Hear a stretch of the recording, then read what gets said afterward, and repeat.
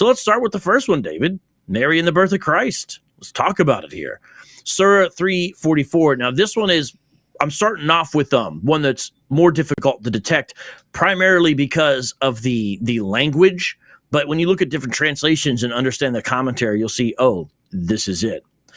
Surah 344, this is the tidings of things hidden. We reveal it unto thee, Muhammad. Thou wast not present with them when they threw their pens to know which of them should be the guardian of Mary, nor wast thou present with them when they quarreled thereupon.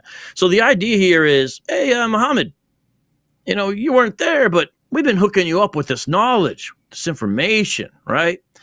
And here's one of the examples, Muhammad. We told you about how Mary was selected by Joseph. Now, that's the background context of the story from the sources, to be the guardian of Mary, and how there's some argumentation about it. We told you that, even though you weren't there for that. Now, everyone was like, wait, when did that happen? Well, it didn't happen in proper Christian history, which is recording what really happened in the life of Jesus, but it did happen in Gnostic sources. I don't know, David, you want to comment on Surah 344 before I move on to the Gnostic background? Yeah, I just wanted to point out that as far as the translation there, this usually gets translated in two different ways. Just looking at the various translations, and so you have pens, you have arrows, you have reeds, and the Sale translation even has rods, and some will just say lots. But notice that you're all talking about some sort of straight thing, like a pen, a rod, a reed, an arrow, something like that. I was trying to let yourself be seen when you're talking, if I wanted myself to be seen, I'd put myself up on the screen. I go like this. Watch this. Oh, see what I did there? Pow! There's me. Well, you should do that. Just when hit the button real quick so people can see good. you, man. They don't need to see me. They can hear me. That's all they need. Okay. They'll get what I give them. All right. Okay, I guess so. But yeah, that they would use for casting lots right there. And so you have it right here, Surah 3, verse 44. But go ahead. So there, you have this little weird detail about casting their pens, or as you mentioned, it is translated differently. But it's not in any gospel account, but it does resemble a detail from an apocryphal work that does seem to have Gnostic influence. The Proto-Gospel of James, sometimes called the Proto-Evangelion of James, has different names. That's usually what it's sometimes even called, the Gospel of James sometimes. And there, in this whole account, it's interesting also that the angel's speech omits certain things that are in Luke, but that's neither here nor there. Now, continuing on here from Surah 344, you go to the Gospel of James, chapter 9. Joseph, throwing away his axe, went out to meet them, and when they had assembled, they went away to the high priest, taking with them their rods, as you mentioned. And he, taking the rods of all of them, entered into the temple and prayed, and having ended his prayer, he took the rods and came out and gave them to them. But there was no sign in them. And Joseph took his rod last, and behold, a dove came out of the rod and flew upon Joseph's head. And the priest said to Joseph, thou hast been chosen by lot to take into thy keeping the virgin of the Lord. Now, David, I don't know if you know, just a little drive-by here. There are actually Roman Catholics and Eastern Orthodox who appeal to this story for some of their perpetual virginity of Mary stuff, which I think is problematic.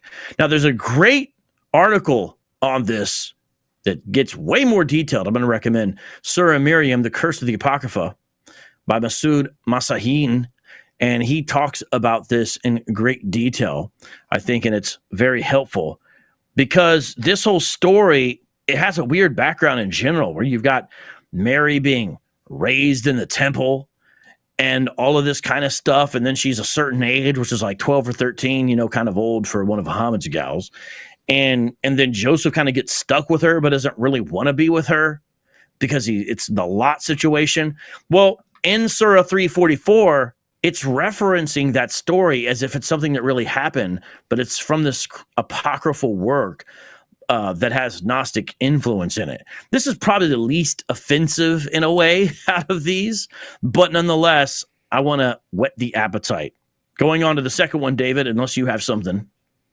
No, so guys, just notice the parallel. You've got a story in a source that we couldn't seriously take as historical, and then you have the Quran treating it as just a known fact. Why? Because there were people in Arabia who were circulating this story. It ends up in the Quran, in a sort of watered down, condensed version. And where does it come from? Where does it get this? So you look at the story and you say, wow, that's the same story that's in the Gospel of James. Is it a coincidence? So if you're a Muslim, you have to, of course, again, either believe that it's an authentic story, which just so happens no one in the first century mentions this story, and it only comes about later and then ends up in the Quran. So you have to say, oh, well, it was still true. And just conveniently, these later sources, someone somehow magically recalled that this story actually took place, and then it ended up in the Quran. Or you could just say that the Quran is appealing to the story, but doesn't actually believe that it happened. But you've got some problems no matter what you do with this. Especially if this were the only one. I'll say it again. If this were the only example, we could cut them some slack. When the Quran does this over and over and over again, I'd say you got a pretty big problem, because there's this thing, ladies and gentlemen, called inference to the best explanation. You say, what's the best explanation for Muhammad, a guy who's repeatedly accused of plagiarizing earlier stories?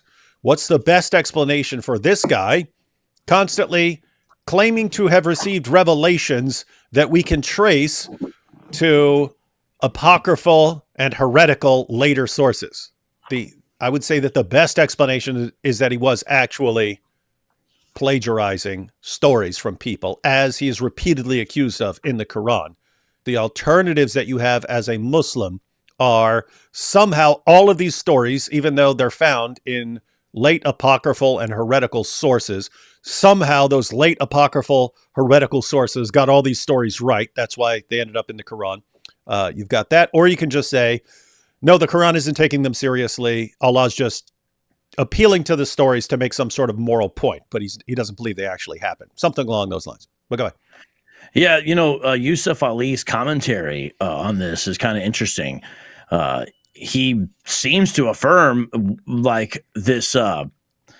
He affirms some things here, and it's interesting to read. And then he says this. Muhammad was born to sweep away the corruption of the Church of Christ. And it talks about reed means al-kalam, which is something he brings out in his notation there. When you understand, guys, that this Gospel of James, or the Proto-Evangelium of James, it's a 2nd century infancy gospel. It talks about how, Mary had some kind of miraculous conception, but it gets into perpetual virginity. It's the earliest surviving example of it. Talks about how she grew up, her marriage to Joseph, how they went to Bethlehem. It gets into the birth of Jesus and events after that. And it was written around 145 or so. It's known by Clement of Alexandria. It's known by Origen. The author claims to be James, the brother of Jesus, but obviously James, the brother of Jesus, was dead by 145. And it's not as Gnostic as some of the other ones, but nonetheless problematic and ahistorical. So we move on now. The second example. One second, because I'm just looking up the background there. So Gospel of James, 2nd century infancy gospel, telling of the miraculous conception of the Virgin Mary, her upbringing and marriage to Joseph, the journey of the couple to Bethlehem, the birth of Jesus, and events immediately following. It is the earliest surviving assertion of the perpetual virginity of Mary, meaning her virginity not just prior to the birth of Jesus, but during and afterwards. And despite being condemned by Pope Innocent I in 405 and rejected by the Galatian decree around 500, became a widely influential source for Mariology. But interesting, early studies assumed a Jewish milieu, largely because of its frequent use and knowledge of the Septuagint, so the Greek translation of the Jewish scriptures. Further investigation demonstrated that it misunderstands and or misrepresents many Jewish practices. And so, yeah, it definitely doesn't look like this second half of the second century, basically mid-second century book where someone's obviously not familiar with Jewish practices actually came from a disciple of Jesus or anyone connected to them. So this is less Gnostic than some of the other documents we're going to look at. It tends to be more Hebraic, and part of that I think is because it's earlier. But let's continue on and look at the next one. Young Jesus making clay birds.